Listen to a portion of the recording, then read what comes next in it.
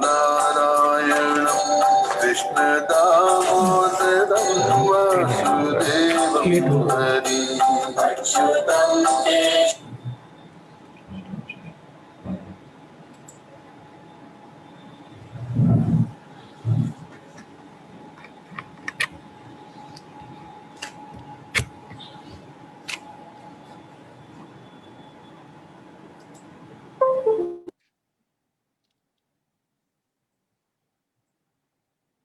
Good morning, Ramji.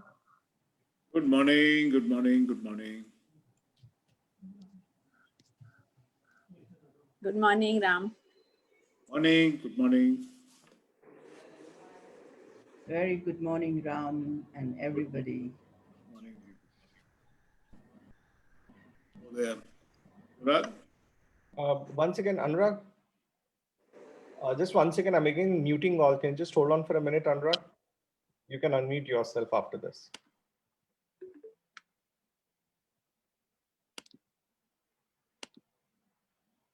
Yeah, you can go ahead, Anurag.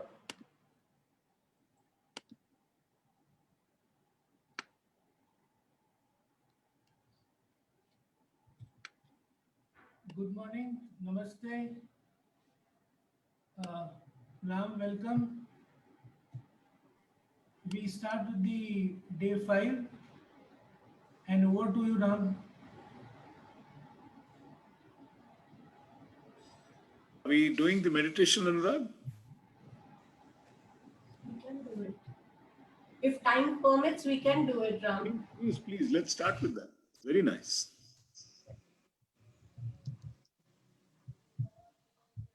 It gives a beautiful start to the whole session, your meditation, Swati. Absolutely, Swati. We must do that. You know?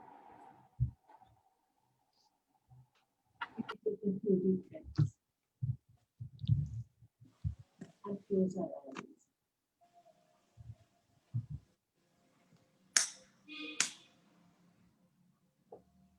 Another deep breath in and out. One more deep breath in and out. Can't hear very clearly, Swati. Okay. And just be a little louder. Thank you. Audible now? Yeah, better now. Begin again. I take a few deep breaths in and out. I sit comfortably and relax. I close my eyes if I wish, relaxing all the muscles in and around the eyes. I relax and observe my breath as it flows in and out. I now focus on my toes. If there is any tension in the toes, I allow it to relax. I relax my ankles, calves, knees, and the muscles of my thighs. I observe my thoughts, and if there are any, I let them float up and away into the sky. Now, I relax my hips, sacred zone, and begin to notice any tension I may have in my back.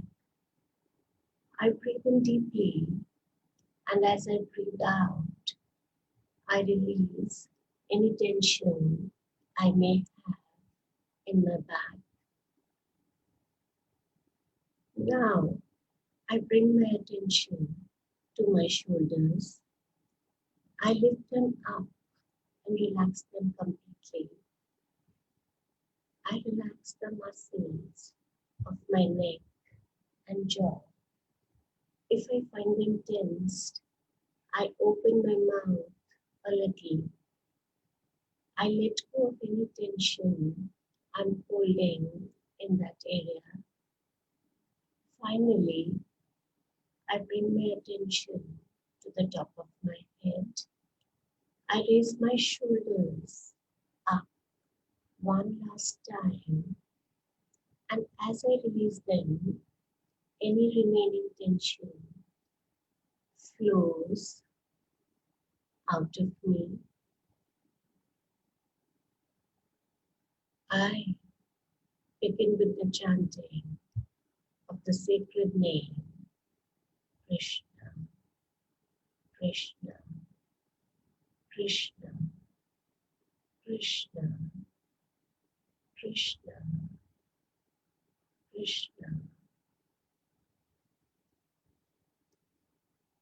I imagine a ray of light in the center of my head, manifesting the energy of Krishna, activating the ancestral wisdom within me. I chant Krishna to concentrate this energy. Krishna, Krishna, Krishna, Krishna, Krishna, Krishna, Krishna, Krishna, Krishna, Krishna, Krishna, Krishna, Krishna, Krishna, Krishna, Krishna, Krishna, Krishna, Krishna, Krishna. The energy of Krishna helps me to understand that the family I live with is the family I chose to learn my life lessons. Each one of them represents facets of me. As a soul, my goal is to develop within me their qualities and transcend their weakness, whether positive or negative. I accept it as my heritage.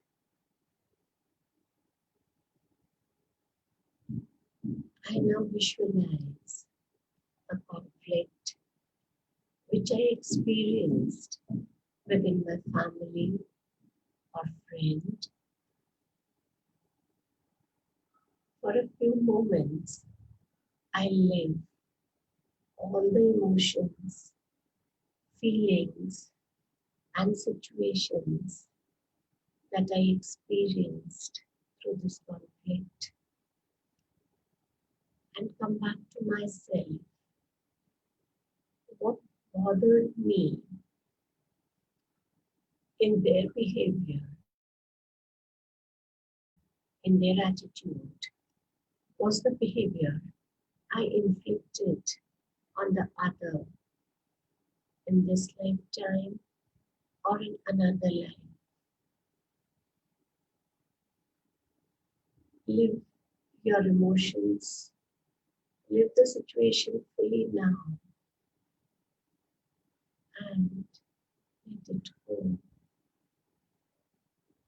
I bring in the light of the divine to the situation to harmonize the conflict.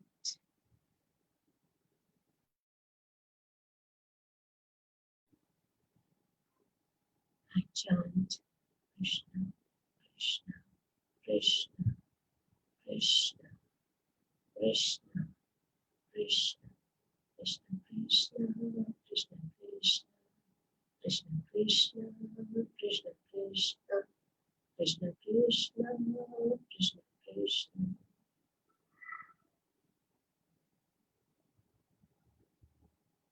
I request the divine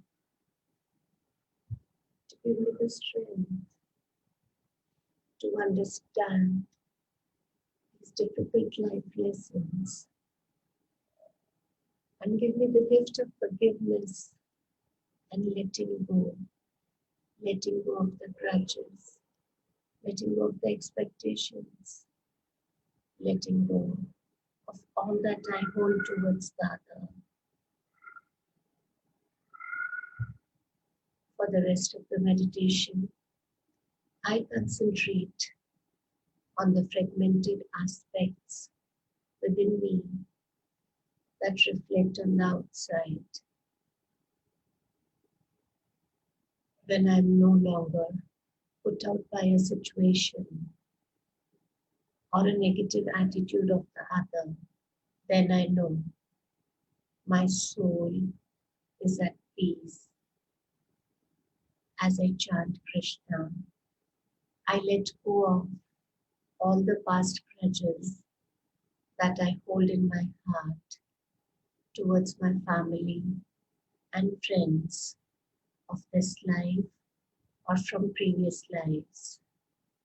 Krishna, Krishna, Krishna, Krishna, Krishna, Krishna, Krishna, Krishna, Krishna, Krishna, Krishna, Krishna, Krishna, Krishna, Krishna, Krishna.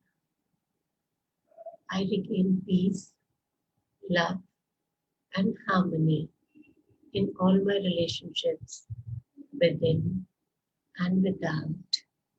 My heart is at peace and experiences love, joy, bliss, and harmony.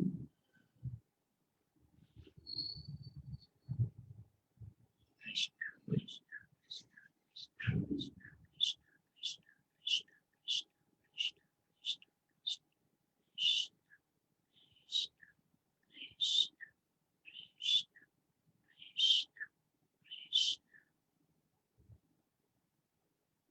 I let go of images, if any. I rub my palms and put them on my eyes.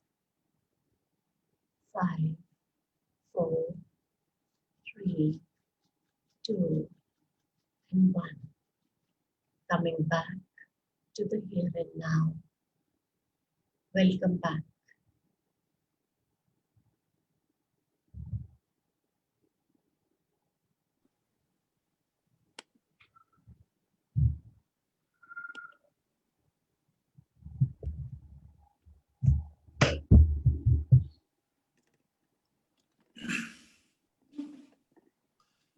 Om Namo Bhagavate Vasudevaya. Let's begin the chapter with invoking the blessings of Krishna and ask him to guide us.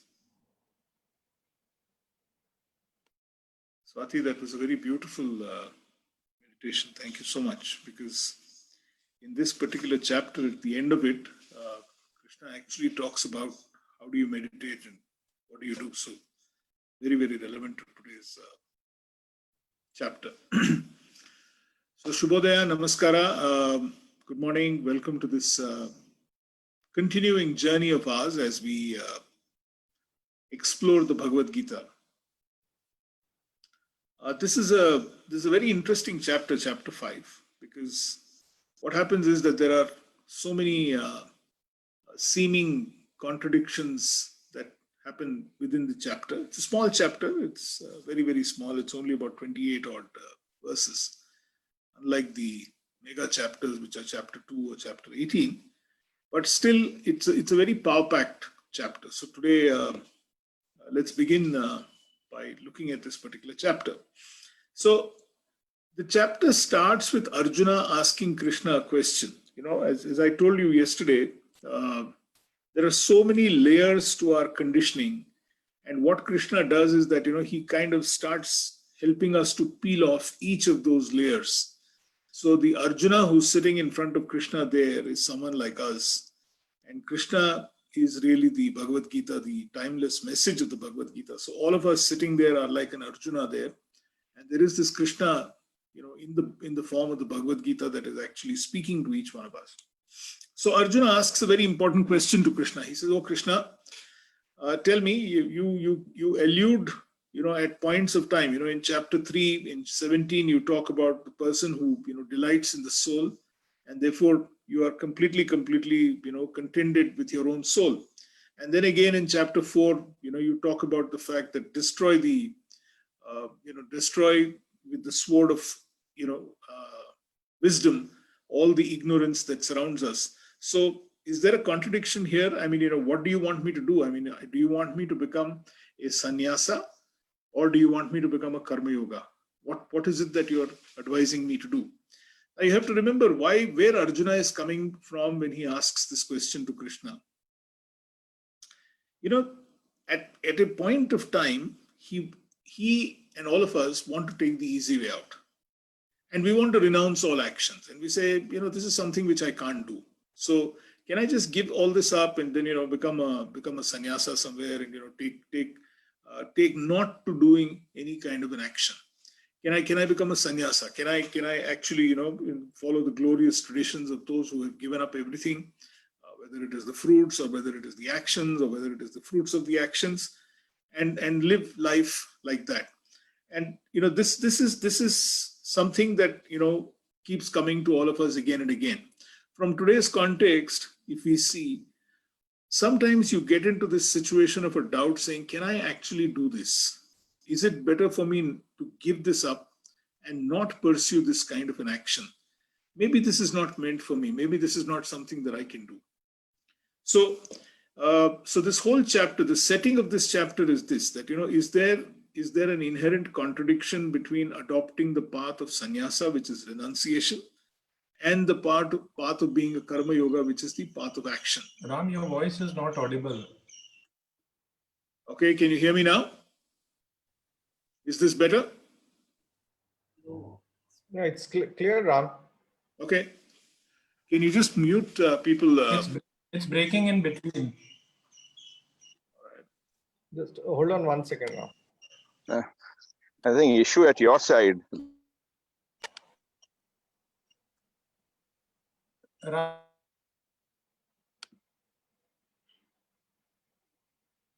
Ram, you can unmute yourself now. All right. So can you all hear me? Is it possible? Can we go ahead? Good, Ram. You can go ahead. All right. So so there is this basic contradiction, as I explained, between all of us. Should I do this? Should I not do this? And if I do, then how can I actually go about doing it? Is it something that I should pursue or not? And we pick this chapter up with verse 2. And Srini, with your help, can you bring up verse 2 for me, please?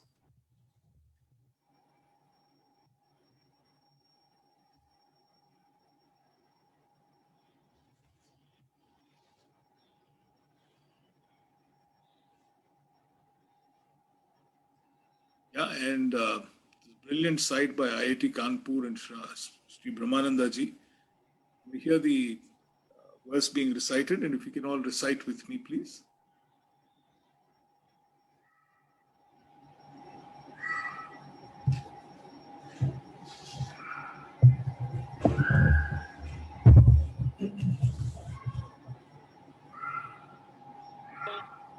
Ayosu karma samyagade karma yogo vitri bhagavanu vacha sanyasa karma yoga cha nishreyasa karabudho ayosu karma samyagade karma yogo vinishyate.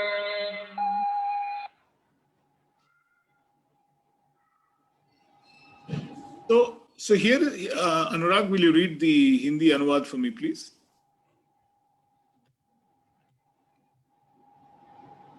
I think you need to put the slide up.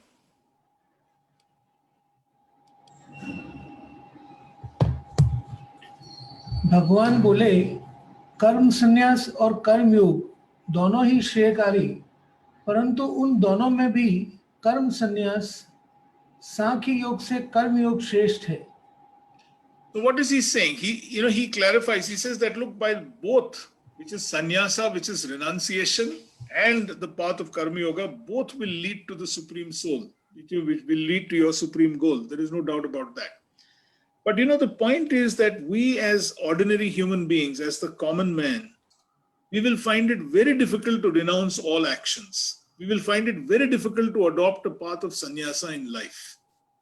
And this is not meant for us. This is for those superior souls who manage to, who get into this with a situation, with a feeling of tyaga and say, I will renounce everything that I'm doing primarily because this is not for me. But we are mere individuals, we are mere common men. And therefore, as common men, how can we renounce all the actions that are there? How can we adopt a path of sannyasa, which is very, very difficult? And you can see, for instance, in certain religions, there are people who do this and do this very successfully. But they're evolved souls, not for people like you and me. So Krishna's advice to us is this, that look, we need to get into action. Karma yoga is something which is very important, especially when we are pursuing our swadharma. It becomes extremely important that we go ahead and do what is our swadharma, do what we need to do. Why do we need to do this? You see, we cannot wait for things to happen. We've got to go out and make things happen. We've got to take charge of our swadharma and then go and make those things happen. In many ways, there are three kinds of people. Yesterday, we talked about inaction, action, and reaction. There are people who wait for the rain. There are people who pray for the rain. There are people who prepare for the rain. And there are some of us who are rainmakers. One of the things that Roundtable has taught me is this, that Roundtablers are rainmakers. Lady Circle members are rainmakers. 41ers are rainmakers. Tangent members are rainmakers. We go and make the rain. We don't wait for the rain. We don't pray for the rain. And in the process of making, the rain, there are lots and lots of different kinds of people who will benefit. Some who are prepared, some who are unprepared, some will benefit even more than you do. But it doesn't matter. Let us go out and make that rain. Let us make sure that the kind of work that we do, we become rainmakers. And this is Krishna's advice to us in this entire verse, saying, don't wait for the rain. Don't pray for the rain. Don't hope against hope that there will be rain, but go and become a rainmaker. And then he goes on to elaborate from chapter 3 to verse 3 to verse 7. He goes on to say that, look, when you're doing this, perform this action in a selfless way, free from all bondage. And this is his central message again and again and again. Don't get so attached to the outcomes of your action. Don't get so attached to the manifestations of the outcomes of the actions that you perform, that if you can get free of those bondages of desire, then you can really, really perform this action in a way that you're supposed to be doing. Okay? And therefore, there is no conflict between these two paths. Renunciation, sannyasa, and karma yoga are two sides of the same coin. But you have to choose, because you're a man, you have to choose the action that you need to perform. Okay? Remember again, going back into just the context of the entire war, Arjuna is telling Krishna, look, I want to renounce. I don't want to take this fight up. I want to renounce. It is better to renounce and go away into the forest. It is better to seek arms. That is a false thought that is there in Arjuna. And that is what Krishna is addressing, this aspect of Arjuna and this aspect of us too, saying, don't get into this comfort zone that, maybe I shouldn't take up this fight. Maybe I shouldn't do what I'm supposed to be doing. Maybe I should just leave it and go away. Maybe that is a better option. And Krishna is telling us, no, if this is part of your swadharma, my friend, there is no way that you can leave this and go away for the wrong reasons. If you do want to renounce all stuff, then do it in a positive way. But don't do it because you don't want to do it, but do it because you want to do it. So there are these evolved souls who have left everything and who have accepted sannyasa as a way of life. And within the Jains, you see so many people who are doing this all the time. But that is a conscious choice. They are not doing it because they don't want to do action, and therefore they are doing it, but they are doing it because they want to do it. Now that is a different thing altogether. That is also a kind of an action that they are taking up. To renounce everything is also a kind of an action, and that is what Krishna's central message to all of us is. That don't think that you can run away from what you're supposed to be doing. You can't. You must do what is supposed to be doing. So to a man of knowledge, to become a man of knowledge, which is a sannyasa, which is a higher state of affair, it is impossible to do that without performing the action even of giving up in a selfless way. And that is the kind of message that Krishna is giving us here. Srini, will you help me by going to verse 8 and 9? So how do you perform this entire action that you need to perform in a selfless way? And this is the central message that he is doing. Will you be able to play that audio for us, Srini? While the slide is on, please. नैव किञ्चित् करोमीति युक्तो मन्येत तत्त्ववित् पश्यन् शृण्वन् स्पृशन् जिघ्रन् अश्नन् गच्छन् स्वपन् श्वसन्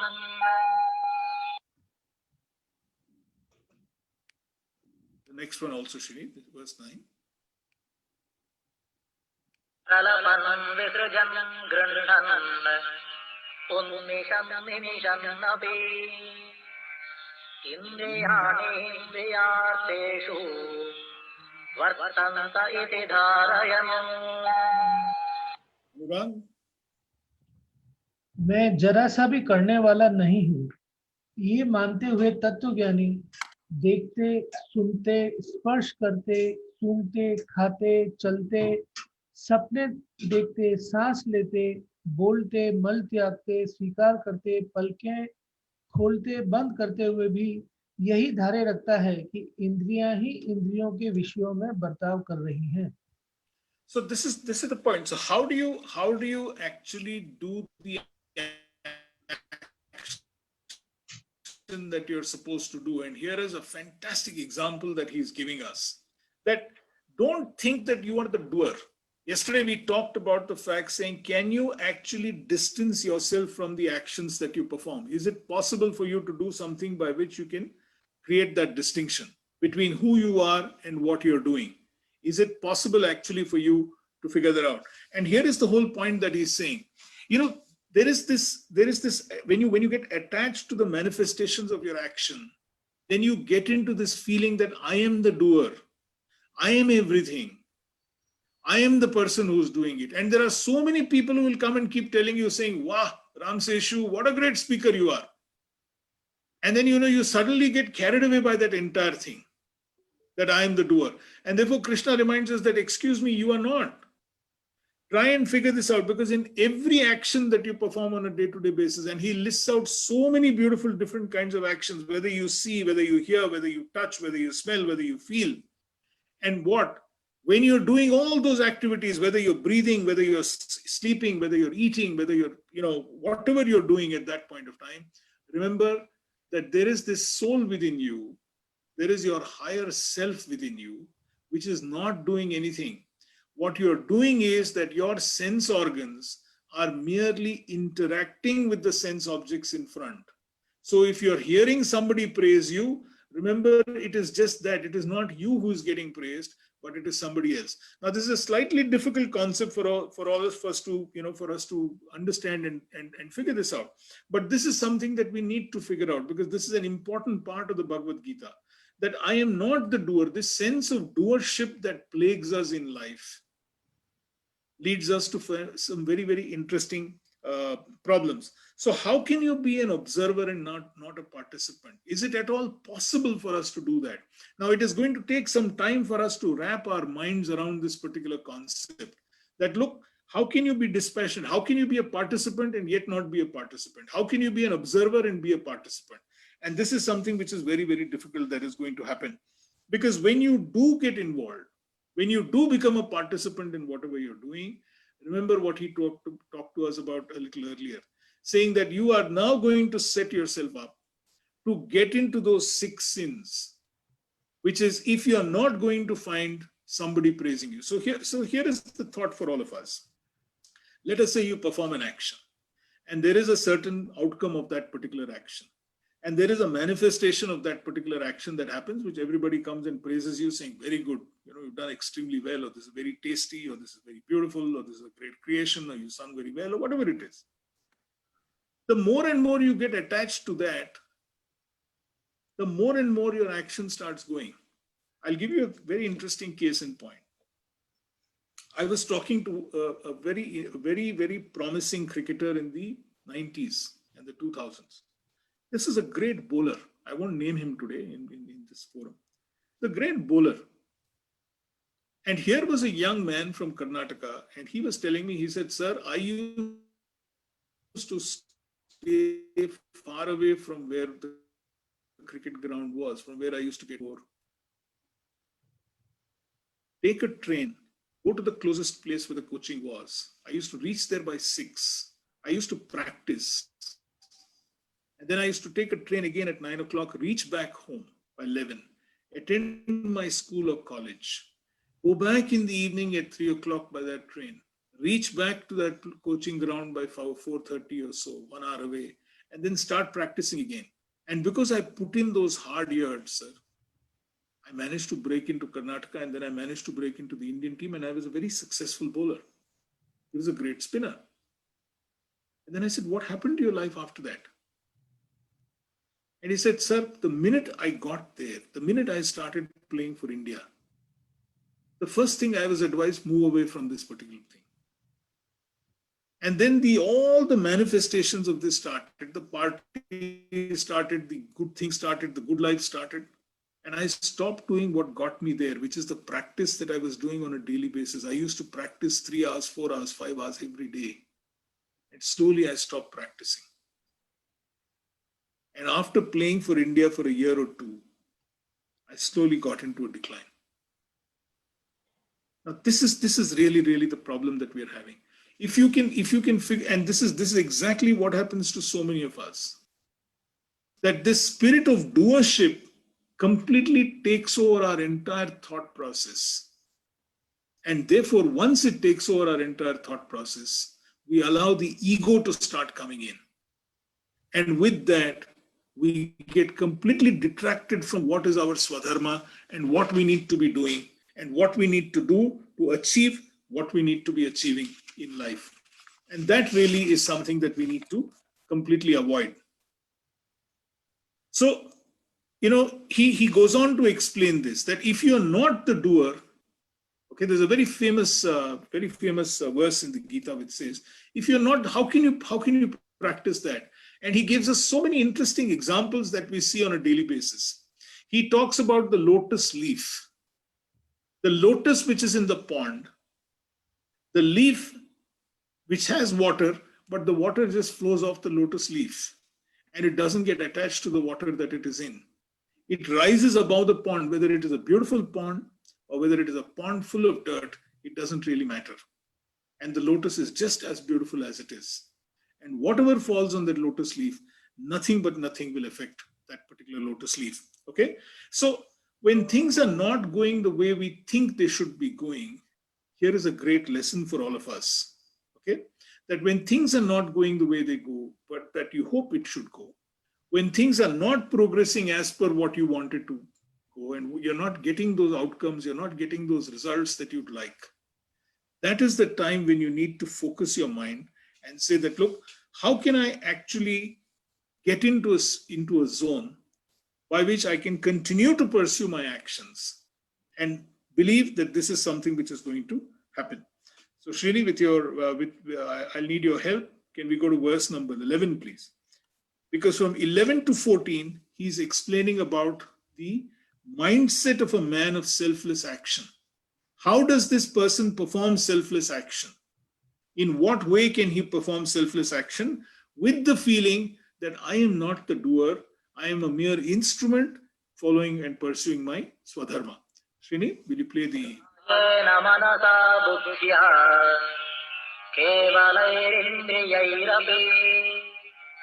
Yogina karma kuruvanti sangam tyaktva shuddhaye.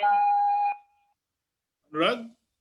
कर्म योगी आसक्ति का त्याग करके केवल ममता रहित इंद्रियां, शरीर, मन, बुद्धि के द्वारा केवल अंतःकरण की शुद्धि के लिए ही कर्म करते हैं. So just hold this slide, Srini, for a minute.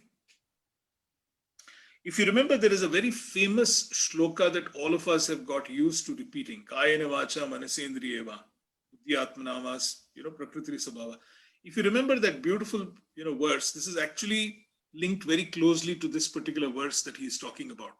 That whatever you're doing, okay, kayena vacha, which is whether it is all the things that you do in life, can you actually do it in a feeling that this is being done with a higher purpose in life? And what is this higher purpose that we've been exploring for the last 5 days?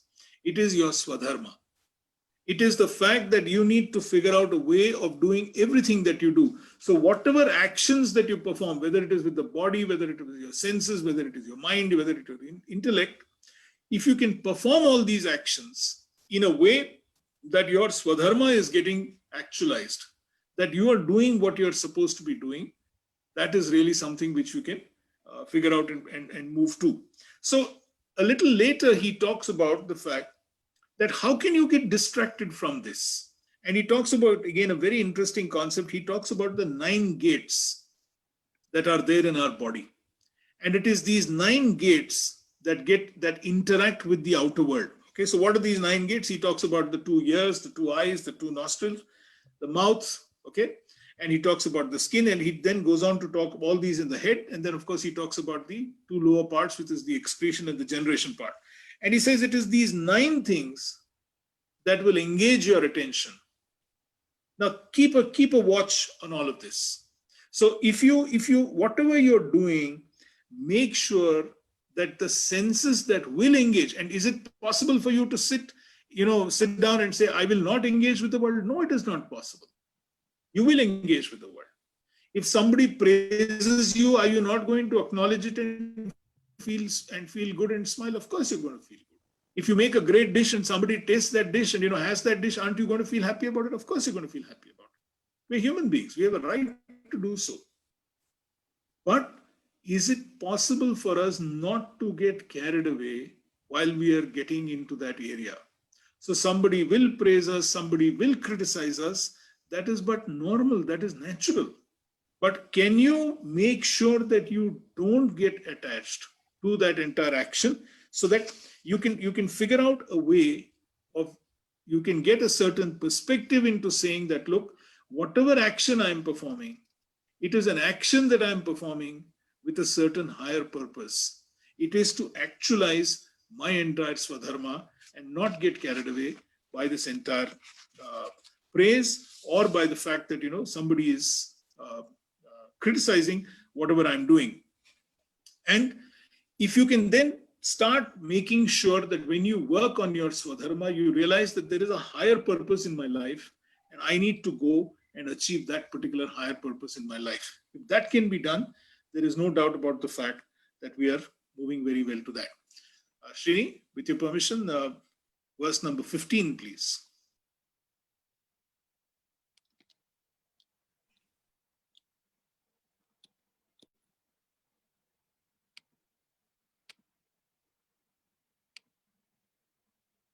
नागते कस्यचित् पापम् न चैव सुकृतं विभुः अज्ञानेनावृतं ज्ञानं तेन मुह्यन्ति जन्तवः.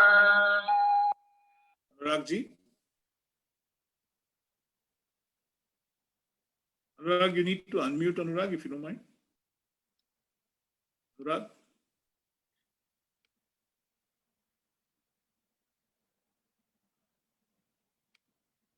Okay, Anurag is, we've kind of lost Anurag. Anurag, are you there? Yes, Ram, now the slide is gone. Able to put that slide again? I'm sorry. I just want Anurag to read the Hindi.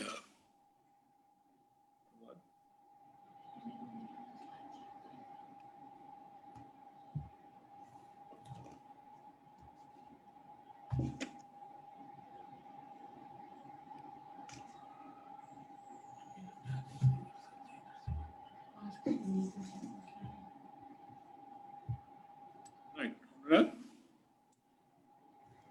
Okay. ईश्वर न तो किसी के पाप कर्म और न ही किसी के पुण्य कर्म को ग्रहण करते हैं. अज्ञान से ढके ज्ञान के कारण मनुष्य इसमें भ्रमित रहता है. Okay, so look at what he's saying, right? And we did explore this thought a little earlier, that there is a God who's actually within you, right? He does not himself, he does not get involved with whether it is right or wrong, whether it is sinful or virtuous.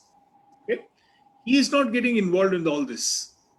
And likewise, because of the fact that our ignorance is covered, our ignorance covers our wisdom, we unfortunately get completely involved in all of this. So just let's explore this for a minute.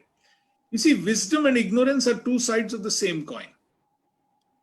It is up to us to decide which side of the coin that we would like to experience, because it's both there at the same time. All the wisdom that is required in the world is within us, but it is our ignorance that is not allowing that particular wisdom to come to the fore. Okay, and it is up to us. He talks of jnanam and ajnanam. Okay, we choose. Therefore, we need to choose what we want to allow to come to the fore. Whether we want this innate wisdom which is there within us, or whether we want our innate ignorance to come out and experience. When these manifestations keep happening, what is it that we would like to come? To perform an action, there is an outcome. To that outcome, there are manifestations. How are you going to react to those manifestations is entirely your call. Will you allow the wisdom within you that, look, I am doing this particular outcome because it is part of my swadharma, there is a higher purpose in my life, so let me go on to explore that higher purpose of my life? Is that what you would like to do? Or are you going to be someone who will allow those manifestations to so cloud your wisdom and that you get lost in those manifestations? There are so many examples we've heard from the film industry, for instance, of great actors, of great actresses, get so lost in the praise, get so lost in the manifestations that they lose the reason why they were there in the first place. That they are there because they are phenomenal artists. That they have the ability to get under the skin of a character and make sure that we are seeing that character come alive, whether it is on a stage, whether it is on a play, whether it is in a reading, whether it is on a film, whether it is in television. And that is why they become great actors. But then when these manifestations take over, then we start losing that particular higher purpose that we have. And that is really, really what is the disaster that can happen. So you need to constantly keep focusing on that the reason why you got here is because you got some amazing strengths. And by practicing those strengths, by putting those strengths into practice, you manage to get that particular outcome. Let us not get deluded by the fact that there will be praise, there will be criticism, but then it is your duty to be happy, and it is your duty to keep pursuing this path of your swadharma. And that is what this particular verse number 15 is talking about, that we need to focus on acquiring whatever we've got in our life, right? He goes on to exploring how are the ways to discipline the mind. What do you need to do to discipline the mind? If this is just one way that he talks about, and then he goes on to talk a lot about how your faith, your heart, your mind, your intellect, all must start getting aligned to the higher purpose of your life, to your swadharma. If you can do that, there is simply nothing that you can't achieve in this world. Srini, we'll move to verse number 18, please.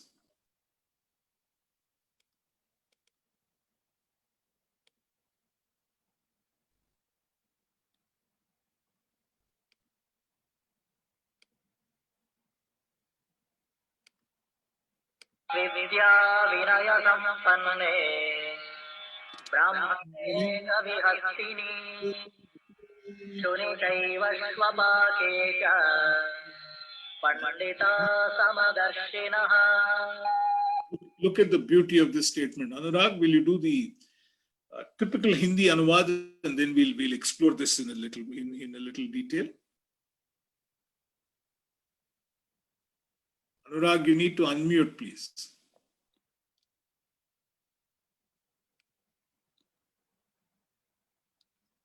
Why is it that whenever he's trying to unmute, we lose the slide?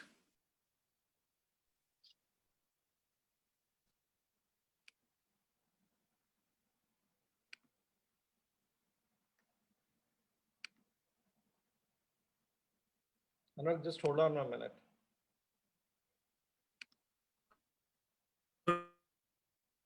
you need to unmute.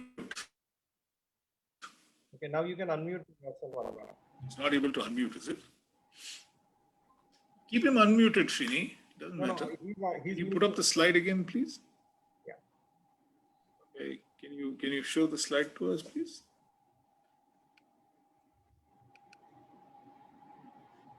Yeah.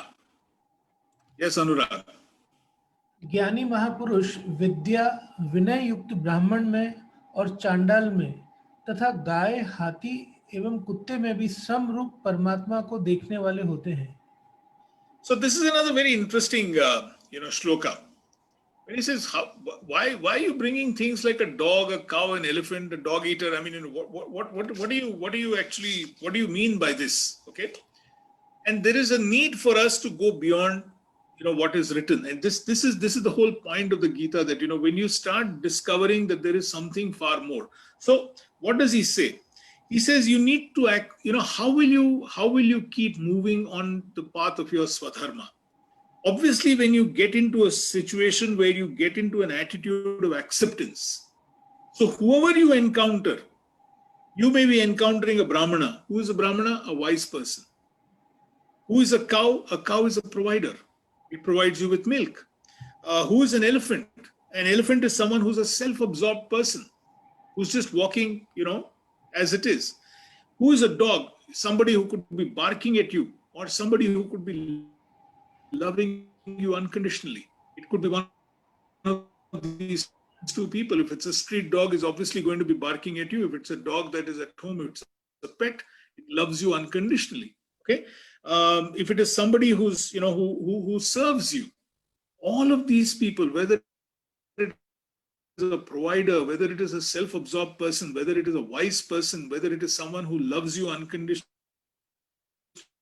whether it is someone who's barking, because a person, an evolved person, has this attitude of acceptance, and all of these people can help you on your path of your Swadharma. Don't think anybody is any less in life. And here is a very, very important learning to us from the Gita. If you want to learn, if you want to figure out how can you move on, you will need this lesson in humility, because you have to figure this out, saying, I will learn from whoever is going to come in my way. Just because it is a dog, I am not going to shoo it away. Okay? Whoever is the person there, I will develop this attitude that I'm here to learn, because this learning attitude will help me move on the path of my Swadharma, which is what I want to achieve, which is the happiness that I want to achieve. So start accepting people as they are when they come to you. Don't shake people away. And why should you do that? He then moves on to talk from, verse 20 to 24. He talks about happiness and how can you actually be unperturbed in life, and how can you figure out a way in which you are going to be happy. So he talks about the fact that you should be unperturbed when you face an obstacle. Don't lose your equanimity if you face an obstacle. Remember, obstacles are good in life because they will help you learn. It's a learning experience. When you fall, it is not the end of the earth. It's just another way in which you're going to be learning what you need to be learning. Or how can you look within and start finding things that you need to figure out, again, that you will find happiness in. Not getting carried away by the external world. Okay? And this is again something that we explored a little while earlier, because the external world has a beginning and an end. Whereas your Swadharma, what you want to achieve in your life, there can be never any end to that, or there can never be any fact with that. Or being completely contented. So when we started this whole thing, we said, okay, how are you going to be happy in life? And there is a beautiful definition of happiness that Krishna shares with all of us in verse number 24. Srini, Anurag, can you unmute yourself, please? Anurag, please unmute yourself, Anurag. He has done. Yeah.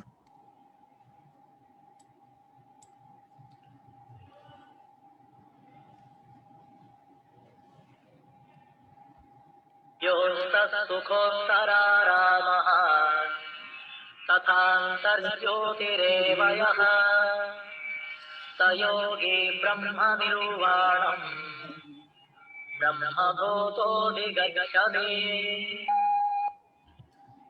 जो जो अपने ही अंदर रमा हुआ अनंत सुख और स्पष्टता को अनुभव करता है, वो योगी ब्रह्म स्वरूप हुआ ब्रह्म को पा जाता है। So see what he's saying. Those who are happy within themselves, enjoying the delight of the God within, are illuminated by the inner light. Such yogis are united with the Lord and are liberated from material existence. The yogi that he is talking about is really you and I. Okay, not the yogi from the sannyasa perspective, but he's talking about we who are, yoga and yogis. Yogis are people who are performing action, people who are actually pursuing action and are figuring this out. So look at the beauty of this statement.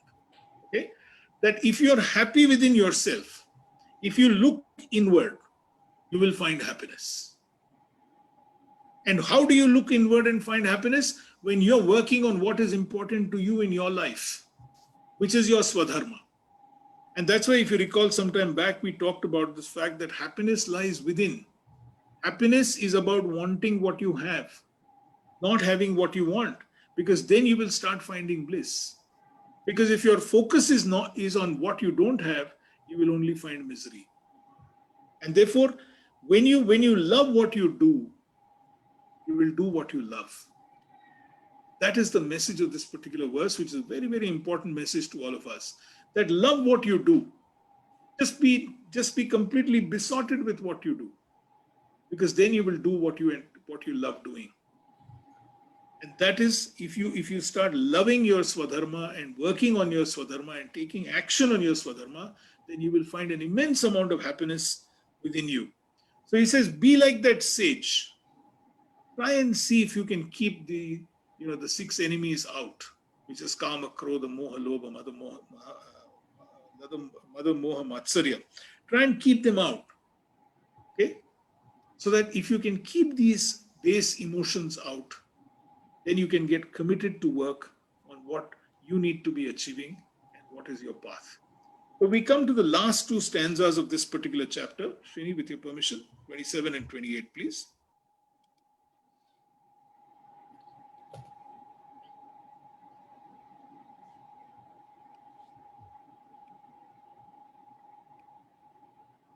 स्पर्शान् कृत्वा बहिर्बाह्यान् चक्षुश्चैवान्तरे भ्रुवोः प्राणापानौ समौ कृत्वा नासाभ्यन्तरचारिणौ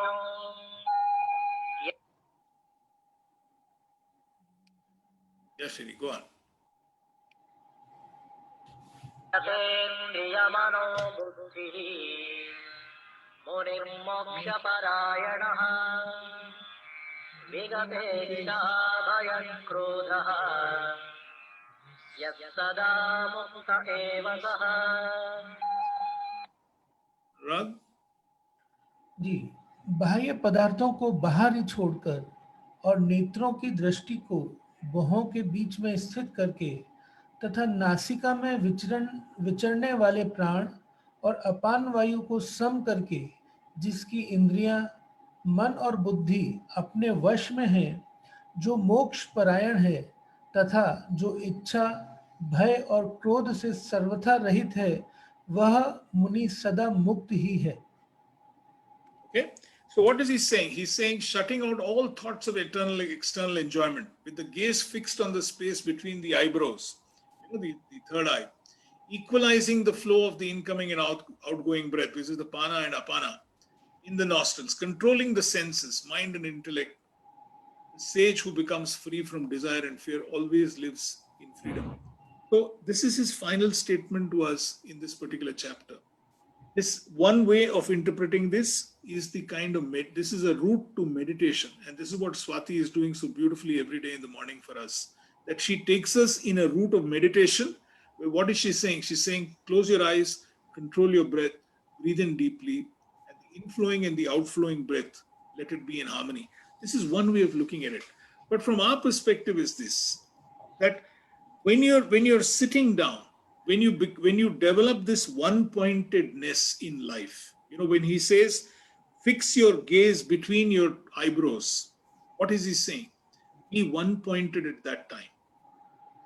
Okay? Completely focus on what you need to be achieving at that point of time. Focus on the action that you need to perform. Making sure that the incoming and the outgoing breath is in harmony. Another way of looking at the same thing is that you will keep getting a reaction to whatever your action is. And there will be something that you will be doing to continue with that particular action. Make sure that both are in harmony. Whatever is the reaction that is coming to your action or what you continue to do, make sure that they are in harmony. That is the whole point of the incoming and the outgoing breath. Can you keep this in harmony? This is another way of looking at it. One is to practice meditation, but the other is saying that, look, keep this one-pointedness. Make sure that you focus on what has to be done. And more importantly, you persevere. So 3 great lessons from these 2 stanzas. The importance of being one-pointed, focus, and perseverance. That if you were to continue to do this and persevere on restraining the mind, restraining the ego, don't allow it to run away. You will achieve the kind of greatness that you want to go ahead and achieve. And he ends this entire chapter by saying, adopt a mindset of non-doership. Learn how to give this whole thing up. And he says, as a common man, you can't renounce action. You need to be a man of action. And when you're a man of action, figure out a way of performing that action in a focused way, in a way that you will achieve what you want to achieve in your life. So this is a very important chapter. It's a small chapter, 28 odd verses. But if you see the kind of things that he is talking about is very simple, that we need to take action. You can't renounce action and run away for the wrong reasons. You need to perform your action. But more importantly, perform it without attachment.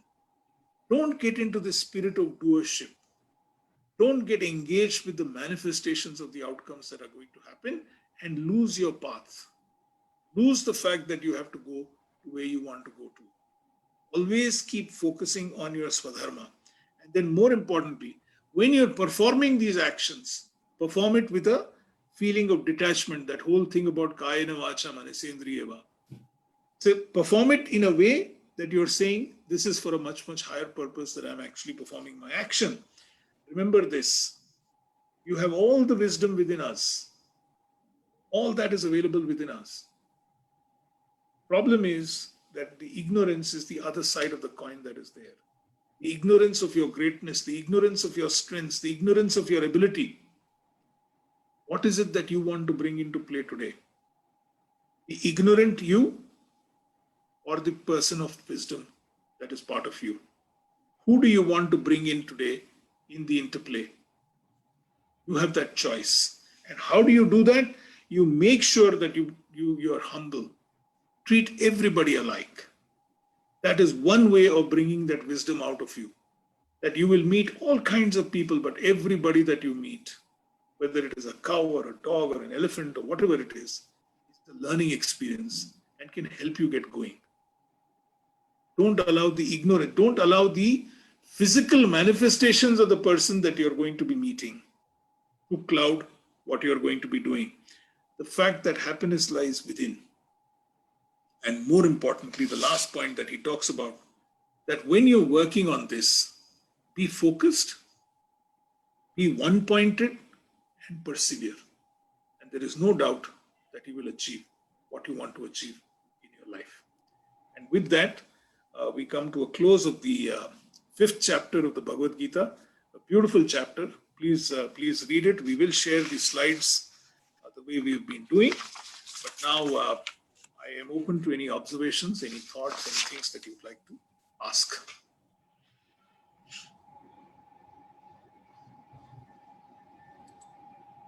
Right.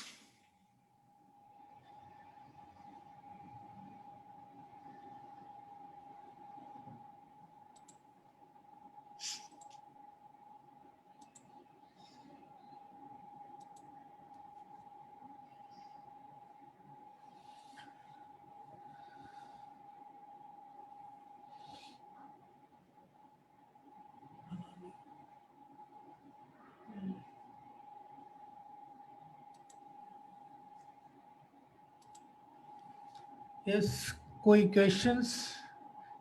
Any queries? Okay, now you can unmute yourself, whoever wants to ask question. I have a question, Ram. I can't hear you. Yeah, Yes, Reshma, go ahead. you had explained that Karm Yogi and Karm Sannyasi are two sides of the same coin. This was the Yes. first stanza, first verse, I think, which you explained. Yes, Can you yes. just repeat? I didn't understand it properly. What I was saying is that the sannyasa and the yogi, the karma yogi and the karma sannyasa, somebody who is renouncing the very form of action will also be able to realize the supreme self, like a karma yogi does. The challenge is that if you are doing it willfully, that is one part of it. But if you are doing it because you don't want to perform action, then that is not going to help you at all. Okay? So we are seeing so many examples, of historically till now, of people who renounced the whole world and who did it joyously, who did it because they wanted to do it. Okay? Now that is separate from an Arjuna who says, I will not fight this war. It is better for me to go away into the forest. It is better for me to beg for alms. So what Krishna is trying to tell Arjuna is that, look, my friend, don't get deluded into this. Don't think that you can, become a sannyasa because it's a convenient way for you at this point of time. It is not. Okay? While both are good, if you pursue it properly. Okay? Even the act of renouncing all actions and the fruits of those actions is an action by itself. So he's making that fine distinction saying this, but he very clearly tells us that while both are great paths, for us as common people, we must choose the path of action because that is what will lead us to our. That's what he meant. Thank you. Primarily what he's saying is escapism is no answer. You have to get up and face the day. Absolutely, Rahul. So very Essence of what you're saying is this. So very well. And how do you do that? One is no escapism. But more importantly, when you're working on the path of your Swadharma, you will come across so many interesting examples of so many obstacles. So how do you handle those obstacles and how do you overcome? That is the central message of this entire chapter. This one and even the next one. He goes on in the next chapter to continue to explore this aspect. Right. How do you do that? But you're absolutely right. No, see, if you will, as I was telling you that I have a tremendous amount of admiration for the Jain community, where people are willingly, young kids, young people who are, renouncing everything and becoming monks, and that's amazing. But that's a very willing thing that they are doing. What Arjuna was trying to do here, Rahul, you're so right, was escapism. Now that is not going to work. That's the point.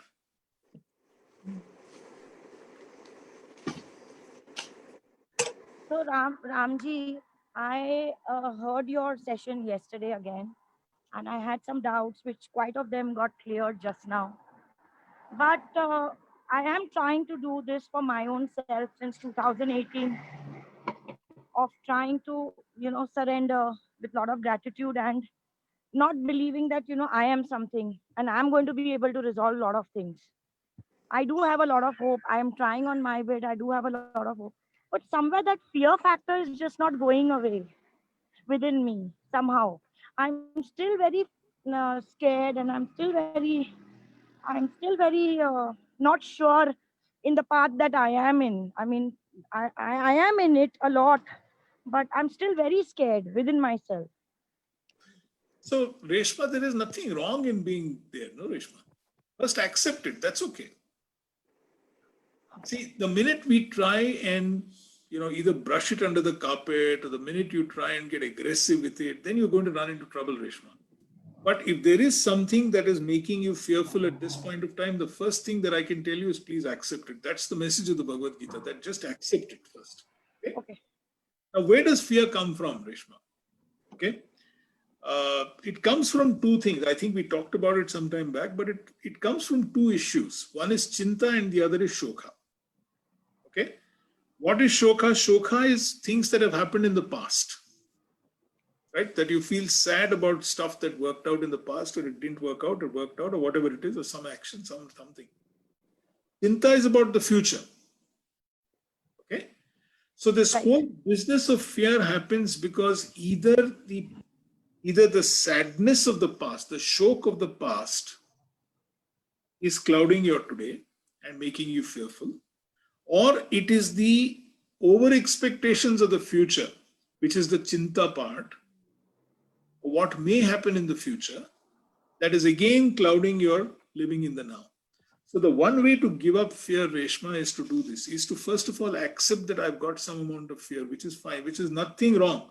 Like, coming from the advertising business, I'm allowed to do this even in a Bhagavad Gita session.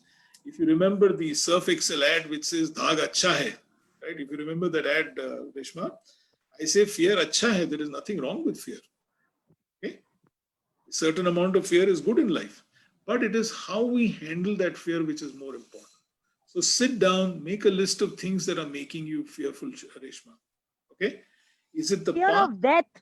Fear of death also today is so much within me. I don't know why I've become so much having fear of death so much. I cannot handle deaths anymore. It really upsets me when somebody close to me has died, and then suddenly I go into a very shell, which is very difficult for me to get out of that for a while. The death fear is a lot. I don't know why. So two things, Reshma. I think we explored this in chapter 2 when he very clearly talks about the fact that death is just is transitory, Reshma. You move from one plane to the other plane, number one.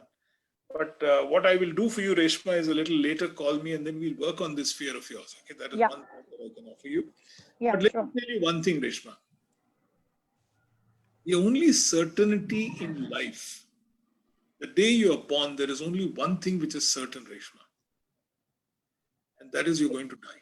Yes. All of us are going to die. Okay, that is the ultimate truth. That is the ultimate reality of life. One day we're all going. Okay? That is number one. Number two, let me also tell you something, Reshma. When I lost my parents, I was devastated. I was completely devastated.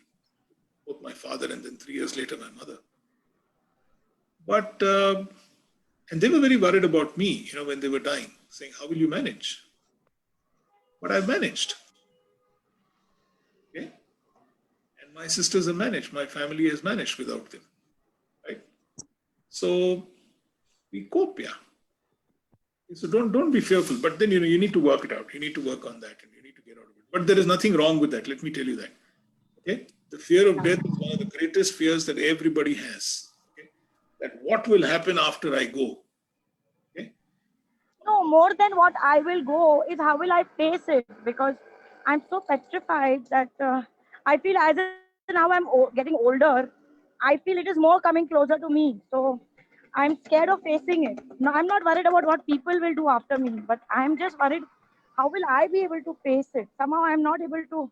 I don't know. I have very mixed feelings, Ramji. I don't know whether I'm able to express to you the right thing. But you need to work this out, Reshma. Therefore, you need to figure out. Here is the lesson again from today, right? Yeah. You need to get that wisdom within you to the fore, not the ignorance within you. Don't worry about what may happen, how will it happen, where will it happen, when is it going to happen, and all that, right? Yeah. But have that wisdom within you to work on your strength, saying that if it happens, I'll face it. When it happens, I'll face it. Where will it happen? I'll face it. So get that wisdom to come out. You're a fighter, right? Yeah. When you're a fighter, you say, okay. This happened with me also. Don't worry. You will come out of it. As and when it happens, I'll face it. No, It is that wisdom that needs to be brought out, Reshma. Yeah.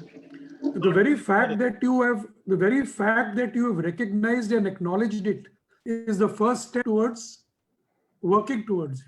Absolutely. Yes, I will. That's the whole point. When he says that, look, in verse 15 here, get the wisdom within you to the fore. Don't let the ignorance cloud your wisdom. Okay? Yes. We'll work on it. No yes. issue. Yes. Thank you, Ram. Thank you.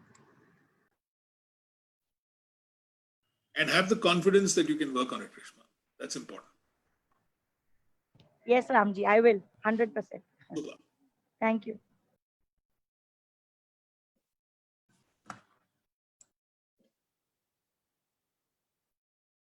Right. Any other observations? Any other thoughts? Any other shares?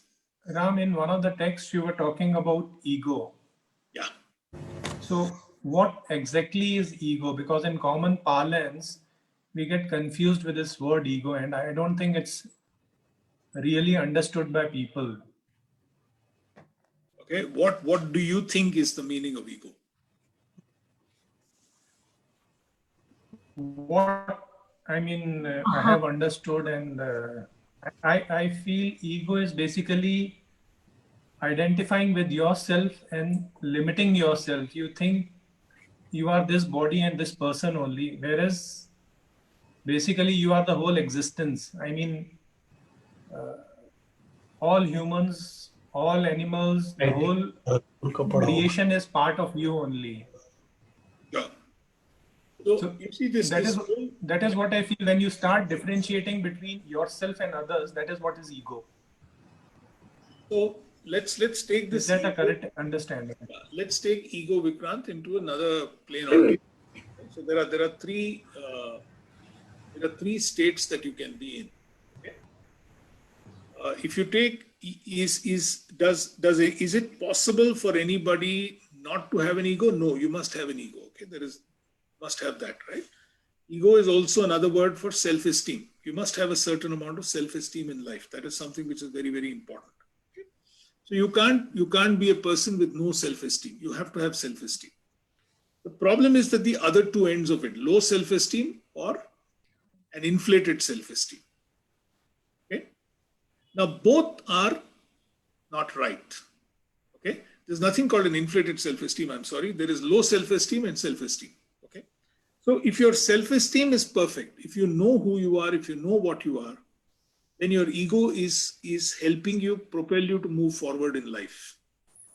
But when you have low self-esteem can get expressed in two ways, Vikrant. One, you can become a very passive kind of a person, a doormat kind of a person, just accepting and just going with life. Or you can even be a very aggressive person. Both have low self-esteem. Now, what happens really is that when you become very aggressive, okay, our normal parlance on ego is that, somebody who's over-aggressive is somebody who has a huge ego. No, that is not the point. The point is that, both have a low self-esteem. Your aggression is being couched only because of the fact that you suffer from low self-esteem. Very easily we recognize people who are suffering from low self-esteem. That is easy. Why? Because we think they are those passive people who are, like doormats who are just, doing whatever we ask them to do in life. But that is not so. Okay? Even the guy who's overly aggressive is somebody who has a low self-esteem. And today, therefore, it is very important that we understand that when you're working on your Swadharma, and when your Swadharma is to find happiness in life, when you want to ultimately hit that, when you want to touch that happiness in your life, then it is very, very important that you work with a good self-esteem. You work with a high self-esteem, you believe in yourself, your ability to do things. You prepare, you believe that I'm prepared for the road that is ahead of me. That is something which is very, very important. Okay? So this whole issue of ego is misunderstood. So people say that, you can be ego. The whole idea is this, that be sure of yourself, work on what you want to work. Don't allow your low self-esteem to get away. A guy who gets away with a lot of, who gets carried away by praise, Vikrant, is a person with low self-esteem. Believe me. Okay? Right. But Ram, I have continuation to this. You are saying a doormat, a person with low self-esteem is a doormat. But even a saint can be so, right? I mean, if you go to a Buddha, he will accept whatever you are saying. Yeah, but a saint is very sure of himself or herself. The difference is that a passive person will just get pushed around. A saint will not. If I don't react to you, Vikrant, it doesn't mean to say that I'm a doormat. But if I accept what you're saying, okay, then I'm getting into a low self-esteem area, which makes me feel miserable.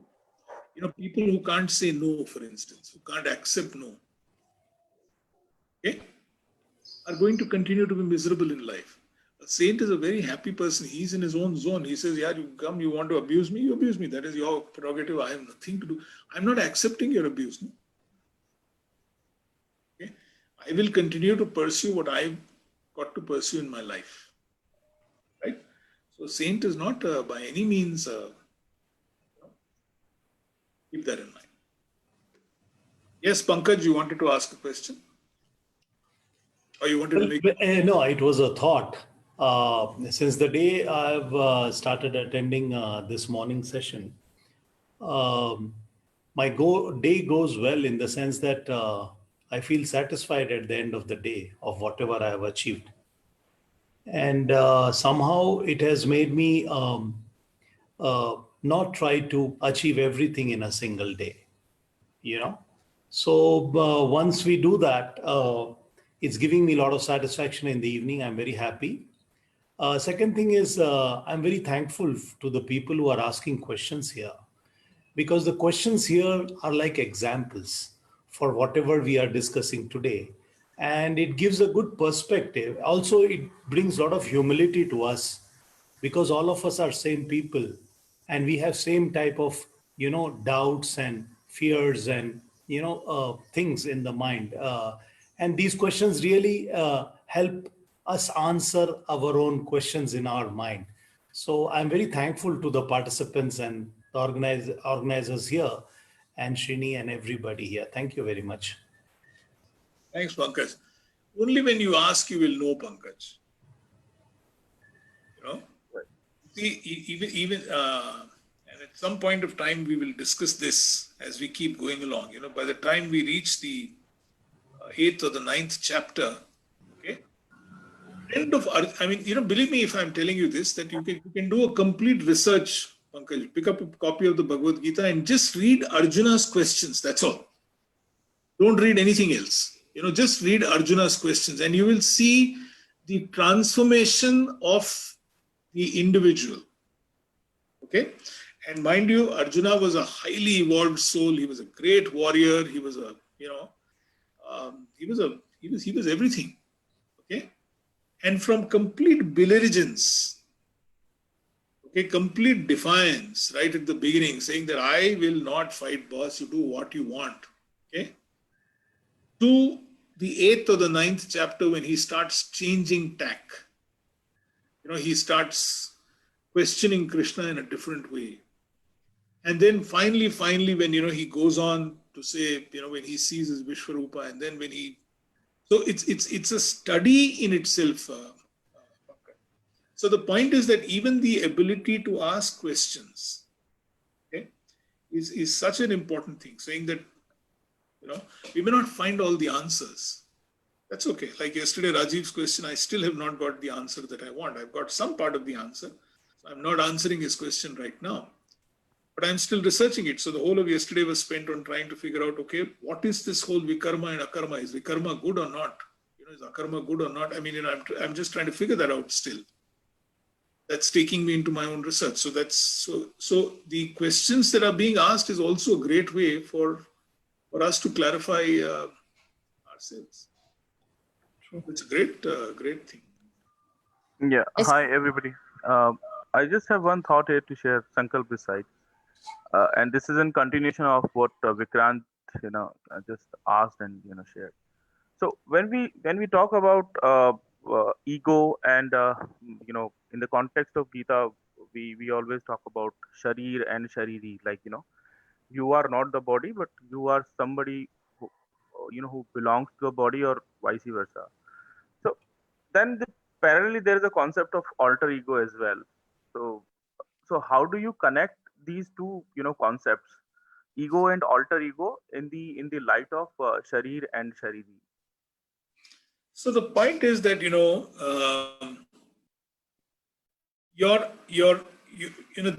there is this inner self. That is what the Gita is trying to teach us, Sankalp. That there is an inner self within you. There is this inner higher soul that is manifested within you. Okay, and then there is this body, which is experiencing the outer world. Okay, so there are these two aspects of you. Likewise, the ego and the alter ego that you are talking about is exactly in the same bucket. Okay, there is one which is within you, and there is one which is manifesting itself to the outside. When both are in harmony, then you have no problem. So when this ego and the alter ego are in harmony, you're doing fine. Okay, but when they are not going to be in harmony, one is internal, the other is manifesting itself externally. So when both are not in harmony, Sankalp, then we are going to get into a problem area. Okay, so we need to keep recognizing what is right now very dominant. Okay, a little later we are going to explore this whole concept of the three attributes of nature. Okay, which is the sattva guna, the raja guna, and the tamo guna. We have not yet got there. And when we do that, you will understand this whole concept of what is within you actually, and what is your higher self, what is your baser self, okay, and how these selves keep interacting with you. We will explore that, and we will understand that at length. But keep this in mind, that there is this inner self of yours, and there is this body that is manifesting and interacting with the outer world.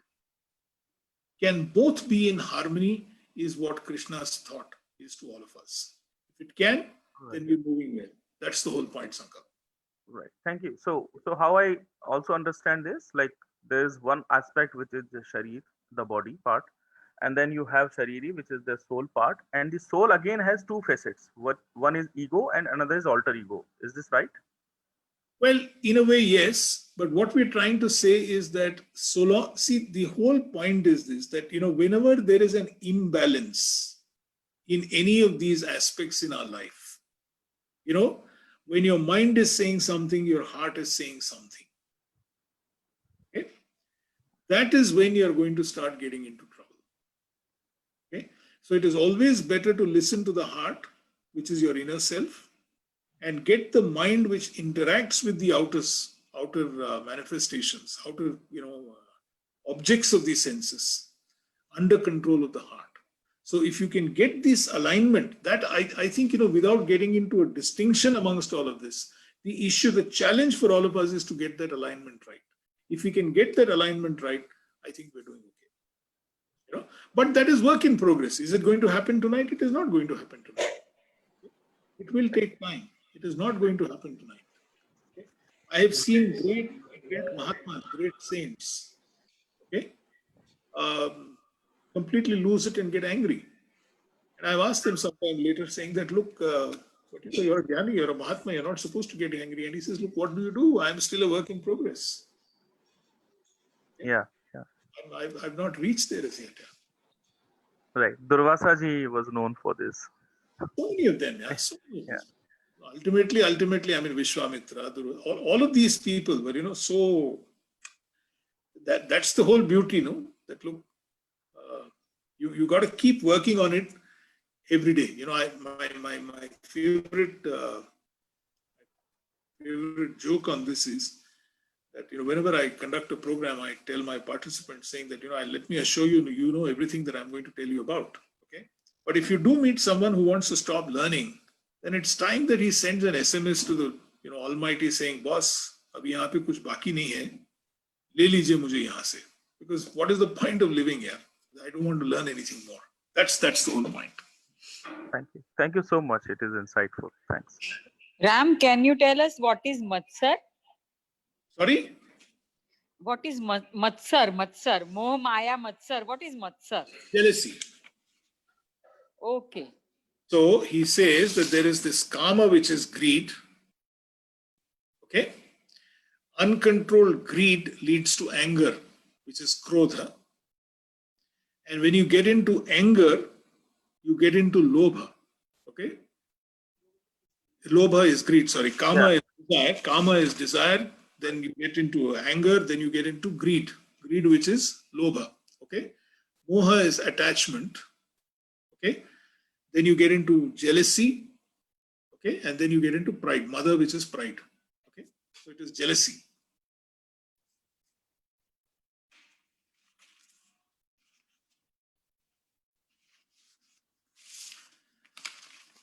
Right. Shall we close today's session, Anurag? Thank you, Ramji. Thank you. So we'll see you all tomorrow morning at 8 o'clock, 7:45. Please log in. Please Thank share- you so much. Thank To you so much, everybody. Ram. Please share this link because I think some people are having some difficulty in transitioning from the old link to the new link, but please do share this link with right. So let's close this with again a prayer to Krishna. Saying, Thank you. Om Bhagavate Vasudevaya Namah. Bhagavate Vasudevaya. Thank you. Thank you Thank you. सभी को बहुत बहुत thank you कल मिलते हैं सवेरे Thank you. Thank you, Anurag. Thank you. Thank you. Thank you, Anurag bhai. Thank you, Ram. Thank you, Thank you. everyone. Thank you.